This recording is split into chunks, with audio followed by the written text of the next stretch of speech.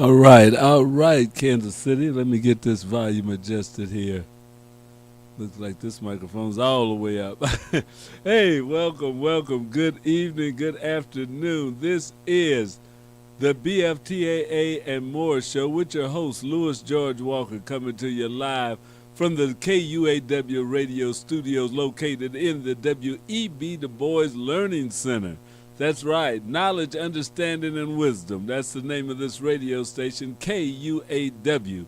We come to you every week on Monday at 5 o'clock to 5:45 or somewhere close to that to give you information, news, and things that are going on in the community and things that are happening with technology and stuff. So we're here. Hope you'll sit back and that you're ready to enjoy another 45 minutes with me. Now, if you're listening to us, remember KUAW is a nonprofit internet radio station that broadcasts live shows over Facebook, YouTube, X, Twitch, and we also broadcast audio-only shows on the TuneIn app, Get Me Radio, My Online Radio Box, MyTuner.com, Radio Garden, and you can go to KUAW.org to find out about each and every one of those links that you can click on and you can hear us. You can pick us up in your car. If you have a Bluetooth-enabled car, just hook up one of those radio stations and send it right over from your phone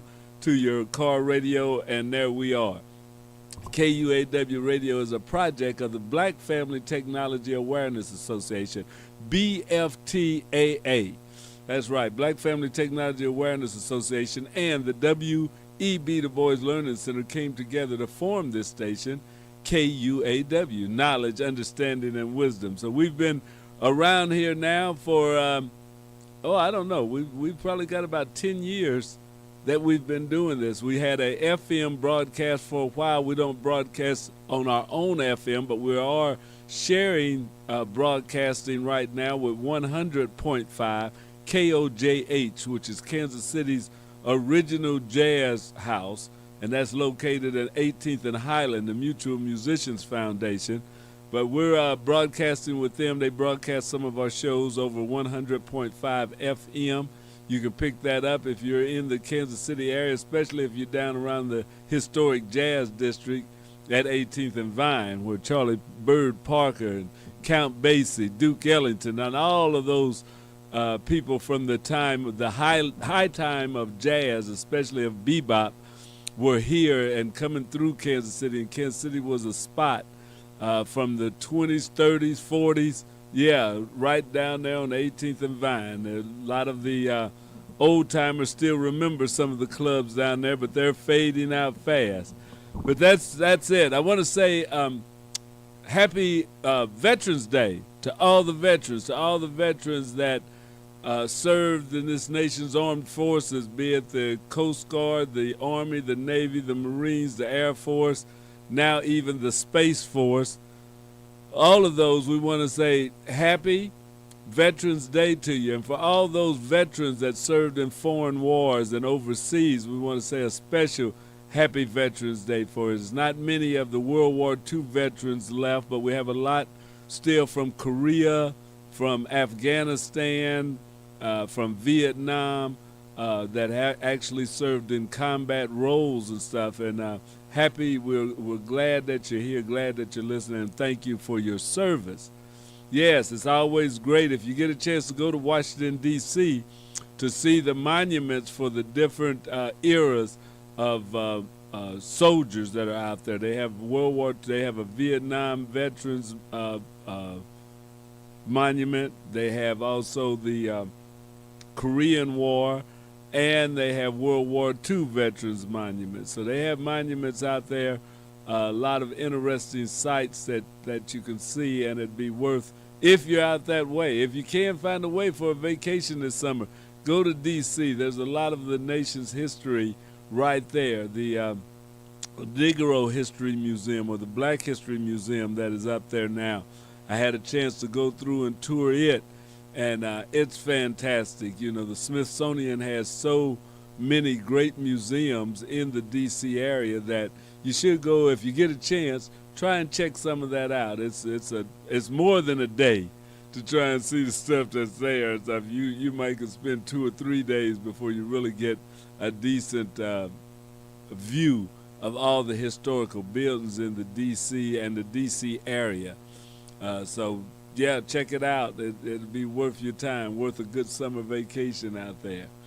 All right. So we're here today, and we're ready with the BFTAA and More. We're about Black family technology. We're about closing that digital divide that exists between the African American community and the community at large. We like to get our young people involved in STEM, science, technology, engineering, and mathematics. STEM fields, STEM careers, STEM education is very important for our future, not just in this country, but for the world. But we really need to be more in tune right here in this country, because our country is not producing as many engineers as it should. There are other countries like China and Japan that produce more engineers than the United States does. And your engineers, your scientists, technologists, stuff, they're on the lead and cutting edge of technology. So we need to get more people, and it's not for everybody, but for those that are involved or would like to be involved, it's a great field. If you have a child that is good at math, if he likes taking things apart, even if he's not good at math, he likes taking things apart and putting them back together, they can teach you a lot of math, but you have to have that desire or that want to do the things that are mathematical or to do the things to create. And if your child is even an artist, they do consider STEAM, which is adding arts into the STEM field.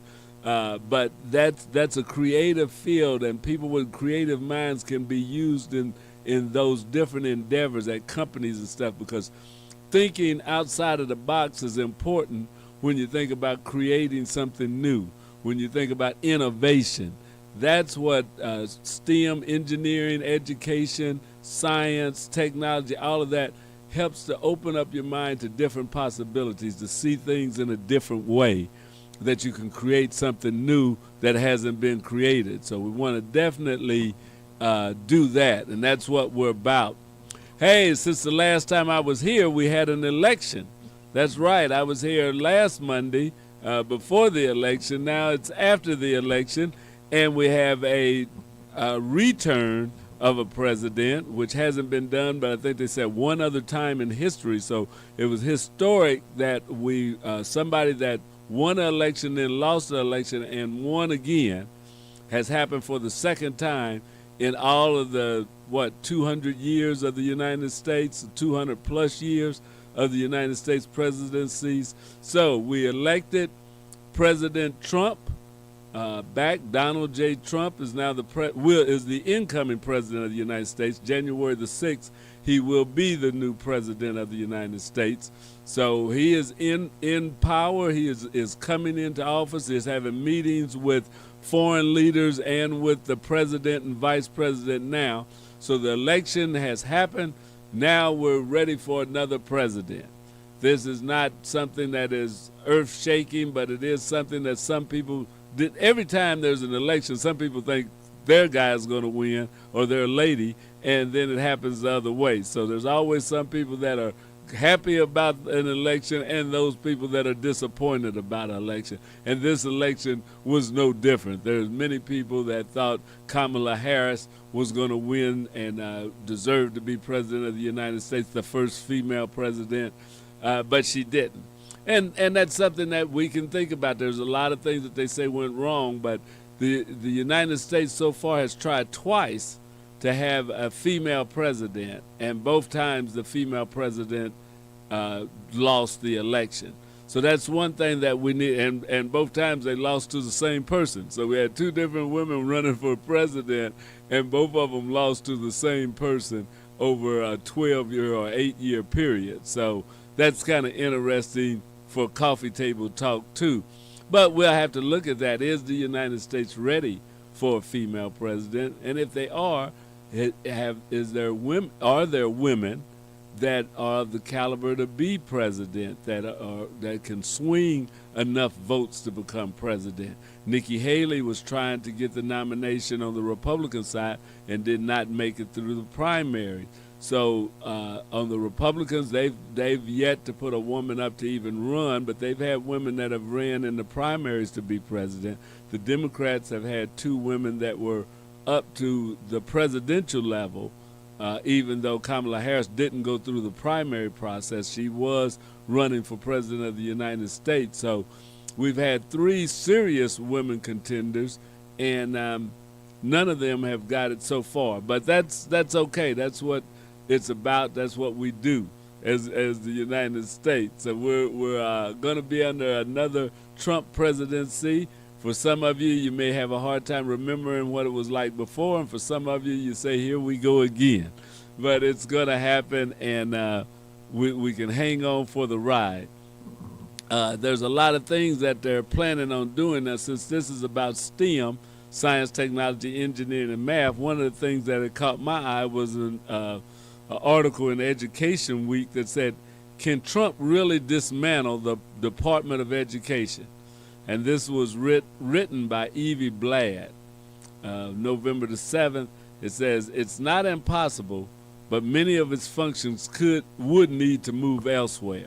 So the Department of Education, if you guys remember, they've talked about getting rid of it, and the Project 2025 that the Heritage Foundation had put together was talking about eliminating the Department of Education. And everybody's like, oh, wow, so. Well, that's the thing. Presidents and parties come in and they have their agendas. Doesn't mean it's going to happen. All presidents promise a lot, like all your student loans will be forgiven. Well, some people's student loans were, some weren't. Now we're saying that we're going to dismantle the Department of Education, and that sounds, like it could be really bad. And it may be, but it may not be as bad as we think, because as I was looking back over this article, one thing it says, we didn't have a Department of Education until 1979. So it was put into effect as a cabinet-level agency by Jimmy Carter in 1979. So it's not like the Department of Education has been around for a whole long time. It wasn't here with the Declaration of Independence or the Civil War of any of that. It came in 1979. So we've only had it for, 40 years, right around, a little more. Okay, my math is not all the way there, right on point. But, we've only had it for less than 50 years, if it was in 79. So we've had it less than 50 years. And if it goes away, will they stop educating kids? No, I don't think so. The amount that is spent on the Department of Education runs into billions of dollars, but it's only 10%, roughly 10% of most schools' budgets that come from the Department of Education. And before there was a Department of Education, there was the U.S. Department of Health, Education, and Welfare.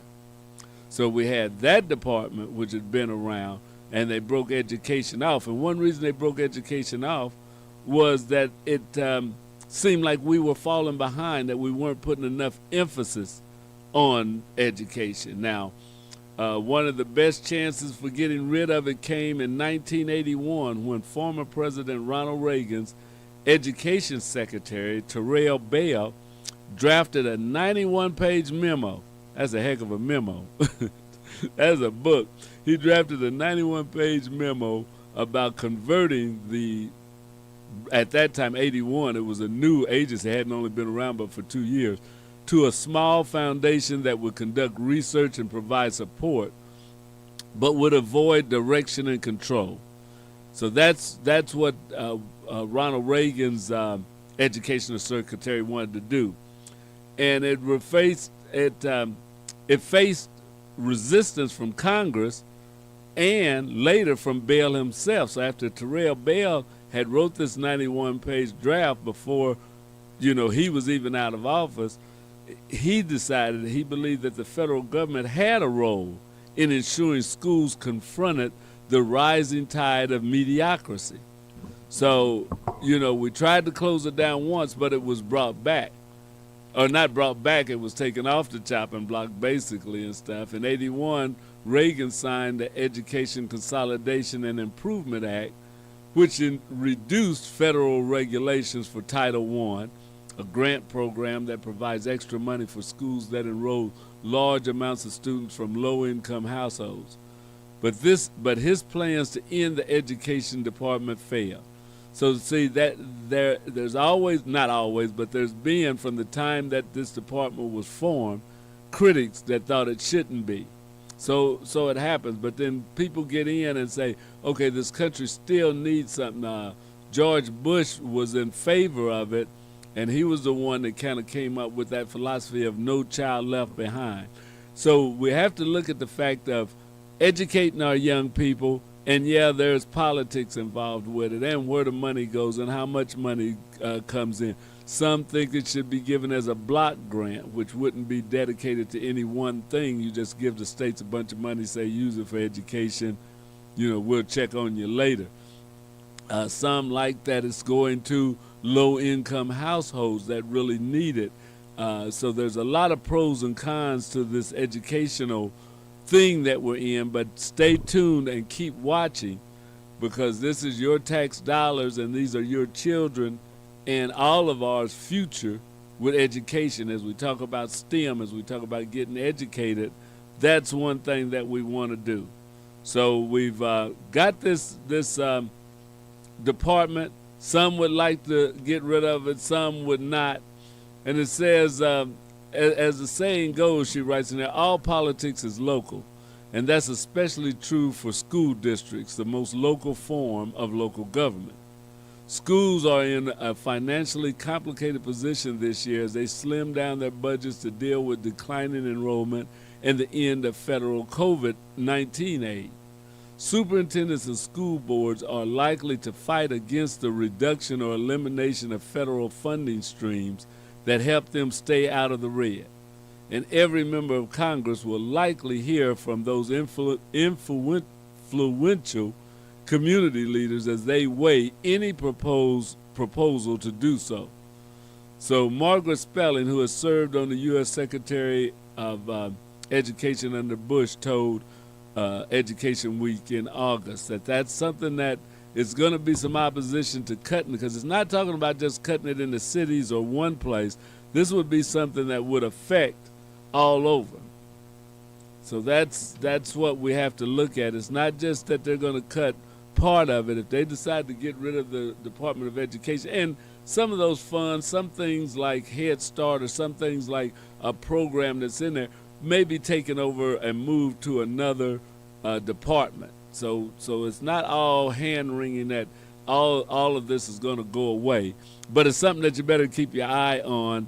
And we all should, not just if you have kids. Some people think that they don't have any kids, they shouldn't worry about education, but our future is tied to educating our young people and having an educated workforce and people that are out there creating, designing, transforming this planet, this world, this country that we're in. If we're talking about going to space and going to Mars and doing all kind of things with robotics and curing diseases and finding solutions to the climate crisis and to poverty and those type of things, it's going to take an educated workforce. It takes an educated workforce in order to develop the means. It takes an educated workforce in order to carry out the directives of things. You can have smart people at the top, but if the person down at the bottom doesn't know how to put the screw in, it's all for naught. So we all have a part to play, and we all should be concerned about our educational system. And that's one thing that don't think just because you don't have any kids it doesn't matter. No, that's the workforce that is going to keep this country going, that's going to be able to create and to build things and to earn funds that are even pay Social Security taxes that you may be living off of, that will change your standard of living. So you want to make sure that we still support and pay attention to things going on in the education, STEM and otherwise, in the arts and everything. So we want to make sure that we continue to get our kids educated. Now, one of the things that I usually do, and I haven't set it up for today, is to bring you what's going on in NASA. NASA is the National Aeronautics and Space Administration, and I didn't set up the new one. I'm going to see if I can pull it up now without killing what we're doing here right now. So give me just a second as I work on getting something going for us here. We'll pull this up because we need to always see what's going on with our National Aeronautics and Space Administration. So let's see if we can get space to ground. And also going on in the city today, we went out last Friday to a nice play that was being put on by the Black Archive, Mid-America Black Archive. Black Archives of Mid-America, that's what it is. Down at the Gym Theater in the 18th and Vine area. And it was a story, a tribute to Wayne Minor. And you might say, well, who was Wayne Minor? And that's, even my wife went down and she says, well, I knew it was the buildings, the projects down there, but you mean there was a person? And yes, there was a person named Wayne Minor, and that's named after him.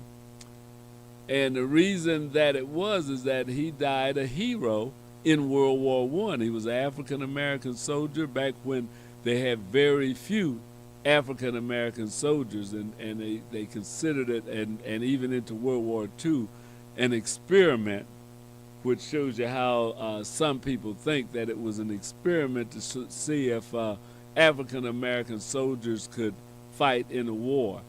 Now, the reason that I say it's kind of ridiculous is that the African-American soldiers have fought in every war. But people will always have selective memory and think, well, they just turn and run, or they won't fight, or they can't follow directions or orders and things like that.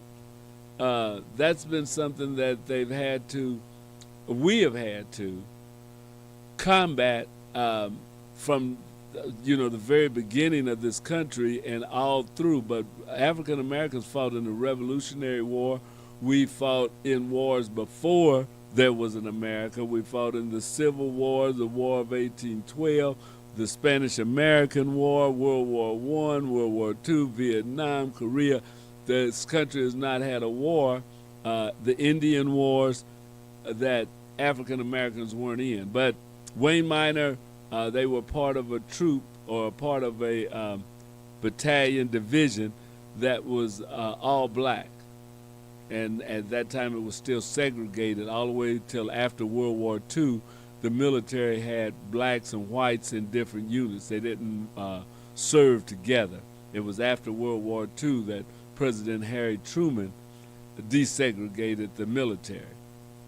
But they did a play about him down at the Gym Theater, and it was nice. It was nice to get out, and one of the people told me, one of the guests, a lady I know, said they're trying to raise funds, or they're going to start trying to raise funds to bring his body back to the United States. He's buried in France right now, and they're wanting to bring the body back to the United States. So I thought that's a pretty awesome task to do, and then give him all the honors and let him be buried maybe at Leavenworth or somewhere in the United States. So you may hear more about that, but Wayne Minor was more than just the name for a government housing location and stuff. Wayne Minor was a person, a living African American right here in Kansas City, who died a hero in World War I. Okay, so now we're ready. We're going to go ahead with Space to Ground from NASA, so you can check out what's going on up in the atmosphere. NASA is the National Aeronautics and Space Administration, the United States leading think tank and provider of research and development in space. They pioneered space travel for us, and now a lot of the things that they do after the government gets it going is handed off to where now you have SpaceX and you have Boeing and you have other companies that are taking the information, the things that were learned and developed by NASA in moon flights and rockets and stuff now with government backing, and it's being transferred to private industry. So Elon Musk, I think the Blue Horizon Virgin guy has one, and then the Boeing Corporation. They're all being funded by the United States, but now they're saying they're wanting to try and turn it more to private industry, which was the same way the internet was formed. The internet started as a military product, a Defense Department product, and then after it was developed and it's been going, it's been turned over to private individuals that can develop it further, can make entrepreneurial gains, make money off of it. All of that is part of how the government helps support what is going on in the market, in the marketplace. So a lot of people say, well, you don't need the government. Well, the government has been real influential in creating some of the industries that we now take for granted, that that research and development came through government dollars, that then is transferred back into private hands, where you start seeing other businesses and other things take off. So sometimes we lose sight of that when we think about, well, the government's always wasting money. And they do, I mean, but even in private business, money is wasted. Money is wasted. You waste money, I waste money. That's just something about money. It's not all used all the time without any waste. But anyway, that's enough aside. Let's go and see Space to Ground.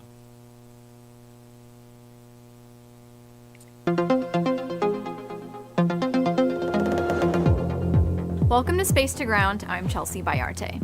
Election Day in the United States is coming up on November 5th, and Americans are hitting the polls.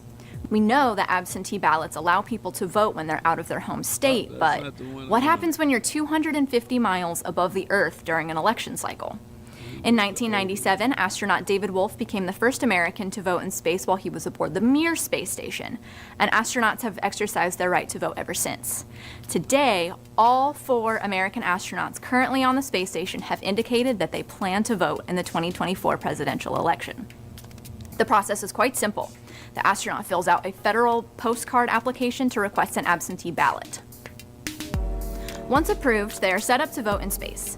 The encrypted ballots are sent to the astronaut's secure on-orbit email account. The astronaut casts their vote. That was last week's show. Sorry about that. We'll see if we can get us a little bit newer one here, because we went over the election last week with my show. Sorry.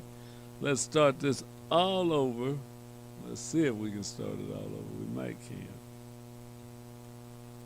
Okay, we will. And give you the latest Space to Ground. Okay, a little technical difficulty, but here we go.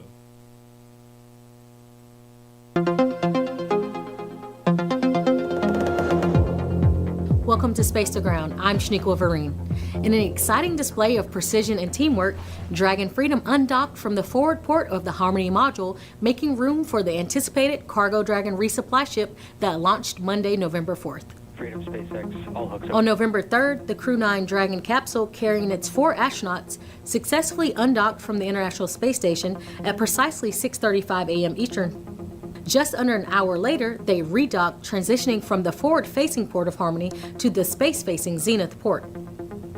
But why was the relocation of the Crew Dragon necessary in the first place? We received that hashtag Ask NASA question from @PotteryForLife. So, what is the benefit for the relocation of the Crew Dragon for the purpose of giving the forward port to the Cargo Dragon? Well, the relocation was necessary so that the CRS-31 Dragon cargo spacecraft can provide a reboost in altitude to the space station. That reboost can only happen from the forward-facing port of the Harmony module. Docking to the Zenith port, where the Crew 8 Dragon was located, would lower the orbit versus raising it. Space to Ground. On Monday, November 4th, NASA and SpaceX launched the 31st resupply mission from Florida, delivering scientific investigations, supplies, and equipment to the space station. including research involving studies of solar wind, a radiation-tolerant moss, spacecraft materials, and cold welding in space. Did you know that different mosses grow on every continent on Earth and have the highest radiation tolerance of any plant? Their small size and low maintenance, ability to absorb water from the air, and tolerance of harsh conditions make them suitable for spaceflight. An experiment called Artemis observes the combined effects of microgravity and cosmic radiation. Researchers will look to identify genes that drive adaptations to sustain life in extreme environments.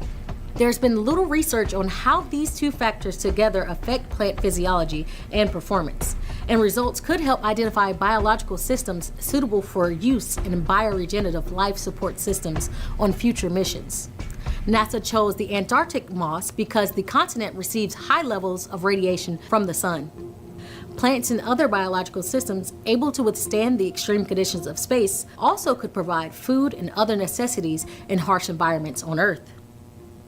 You can follow more exciting developments and updates on the International Space Station by visiting blogs.nasa.gov/space station. And that's Space to Ground for this week. Thanks for watching. All right, yes. You're watching Space to Ground, and that's coming to you from NASA, the National Aeronautics and Space Administration. We show this every week right here on the BFTAA and More show, and we hope that you enjoy it. Now we're going to get ready to go. Now we're going to get ready to go to What's Up NASA. So this gives you an opportunity now to be able to see what's up in the night sky. For the month of November, you'll be able to see some things, or this video is going to show you what you can look up and see in the night sky. So you can go outside, or if you're on a drive, or you're in a park, especially if you get away from the city lights where you can see more of the stars, then this would be a good place to, or a good way to find some of the things that you need to be looking for, or that you can look for in the night sky. So let's go now to What's Up from the Jet Propulsion Laboratory of NASA.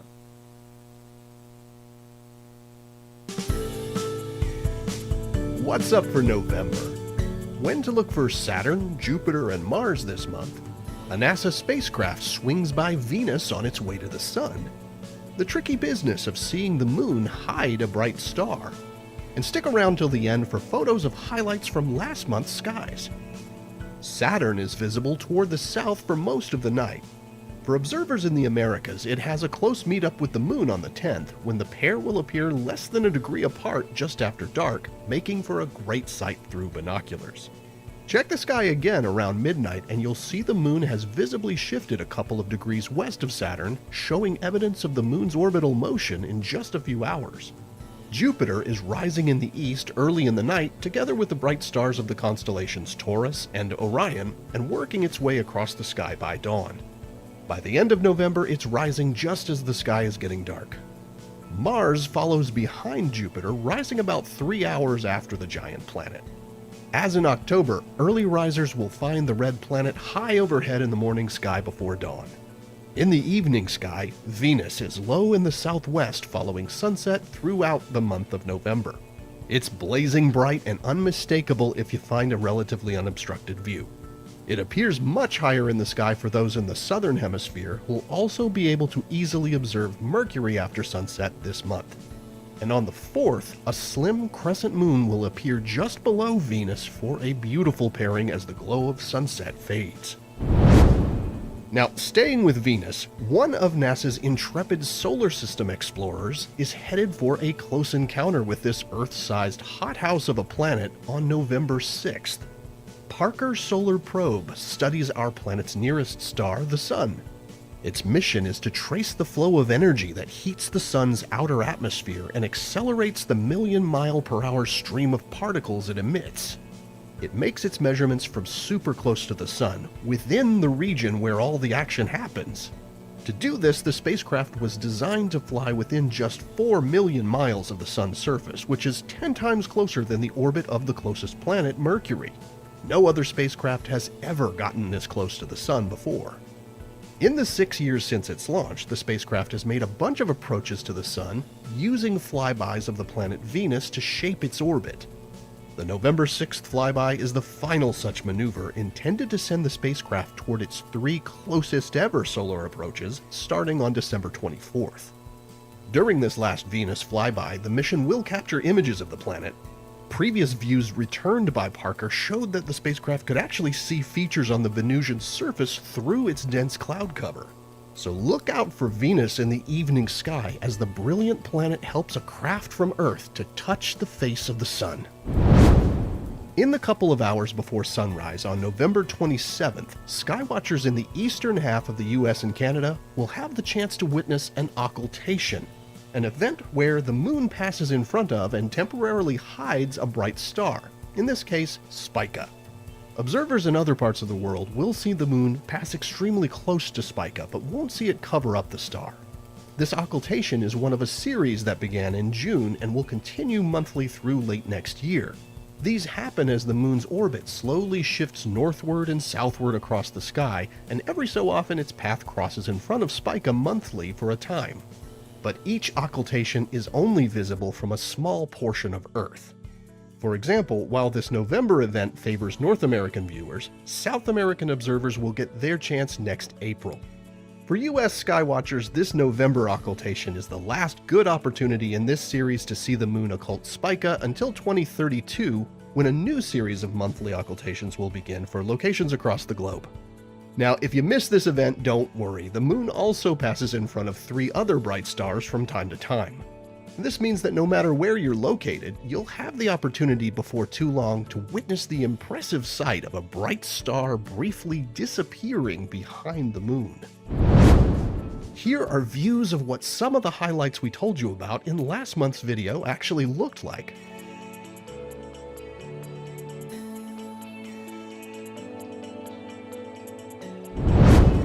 And here are the phases of the moon for November. Stay up to date on all of NASA's missions exploring the solar system and beyond at science.nasa.gov. I'm Preston Dykes from NASA's Jet Propulsion Laboratory, and that's what's up for this month.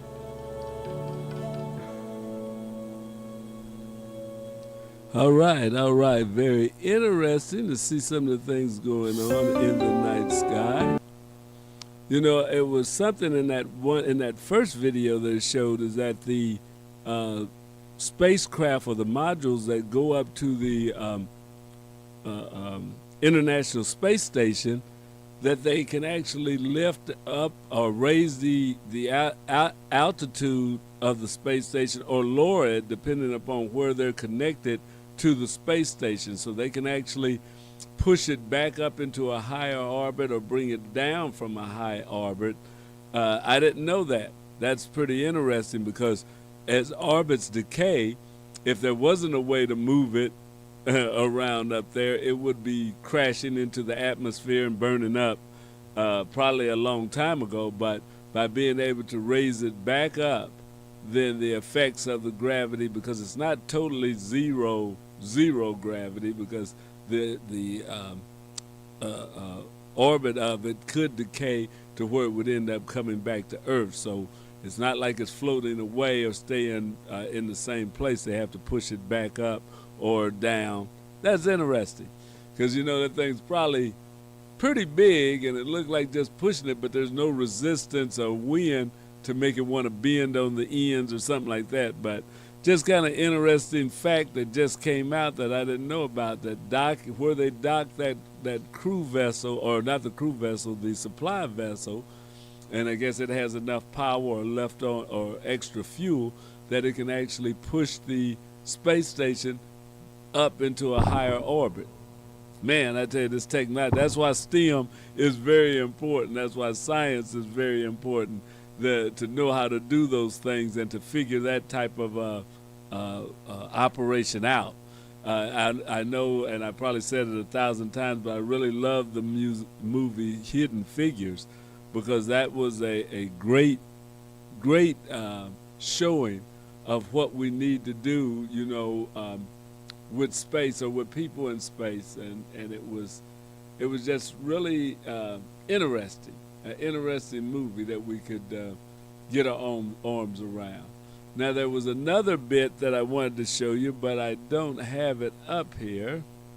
I'm going to see if I can pull it up, but I got a feeling I won't be able to. But how many, and I don't know if you did, but as I said, Hidden Figures was one of those science space movies that I thought was very interesting, very well done, good acting involved in it.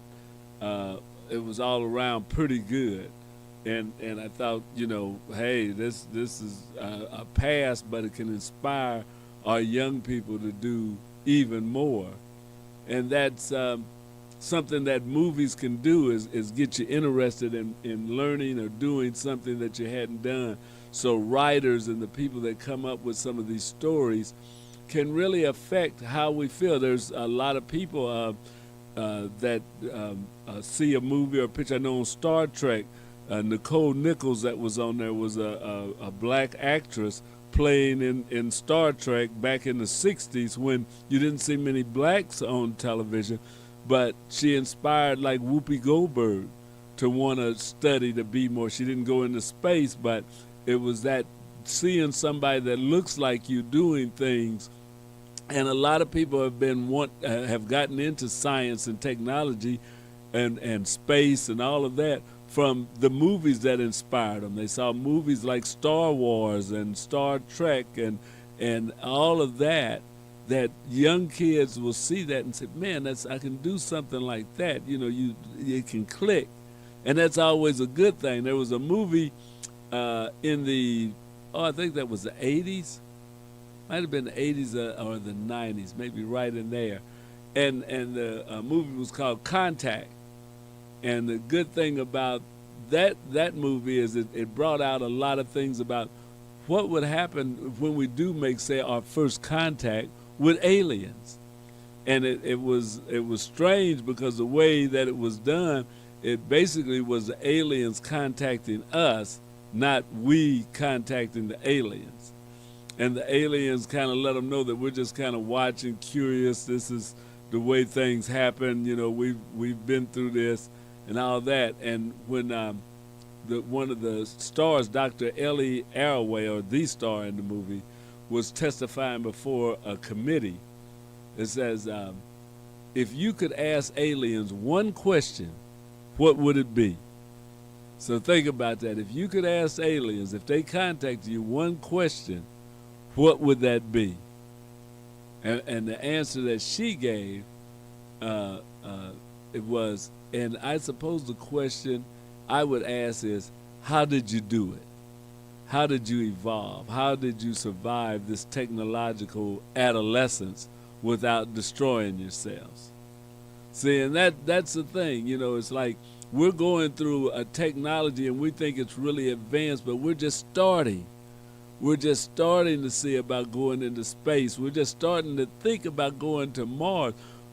We haven't even left this solar system. There's so much out there that it's going to be interesting if we can, make it through all of this. But there's change. People are worried about AI. They're worried about going into space. They're worried about the atmosphere and a lot of things. And there's a lot of technology happening, self-driving cars and drones and people using the internet and social media and things that are causing a lot of disruption in our day-to-day lives. So how do you survive this?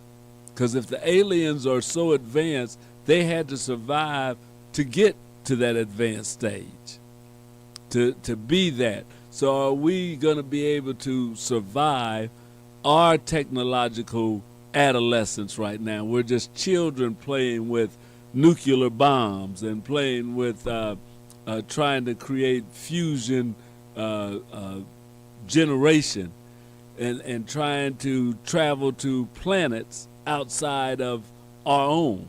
We haven't been to a planet in uniform. We went to the moon, and some people even think that was a hoax. But if we think about trying to go to Mars, that's the first trip to another planet. That would be historical. But then we'd have to go even farther. How do we leave the solar system? Because if you watch the Contact movie, she doesn't know how far she went. It was amazing, the travel, the way they had things going on, wormholes and things that we have today. But Carl Sagan, when he wrote that book, Contact, was kind of talking about the same thing. You know, what do we do if we're contacted? How do we make contact? How do we explain where we're going? How do we get to that higher stage? So that's what we're about here. Black Family Technology Awareness Association wants to do our little part to advance mankind's knowledge, to advance our families, our youth, our communities in technology. So be ready. We're going to try and put together some STEM technology nights for the family that will be going on this winter, especially during Black History Month. This will be our 21st year in operation, and we're looking at doing some STEM technology nights, probably at the libraries or the community centers in the neighborhood, where kids and adults can come and see and learn, have some workshops where they'll hear about technology, and then some hands-on applications of technology that we can do. So stay tuned for that. The Black Family Technology Awareness Association wants to close the digital divide by making you aware, giving you access, and actually encouraging development in science, technology, engineering, and mathematics. So thanks for listening. Thanks. I hope you enjoyed the show. I hope you will continue. We're having a Lego tournament this Saturday. Our kids, the Lego team, they call themselves the Coding Stars.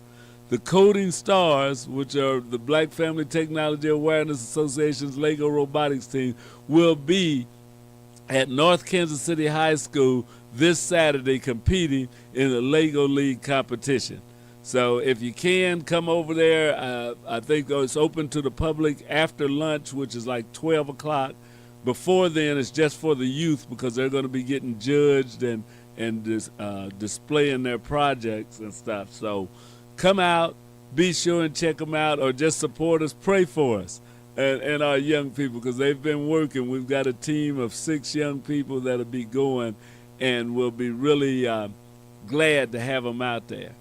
So thank you for listening. Thank you for supporting the Black Family Technology Awareness Association, for listening to KUAW Radio, and for being a part of the community. We thank you so very much. We'll be back again next Monday from 5 to 5:45 for the BFTAA and More show. Bye-bye.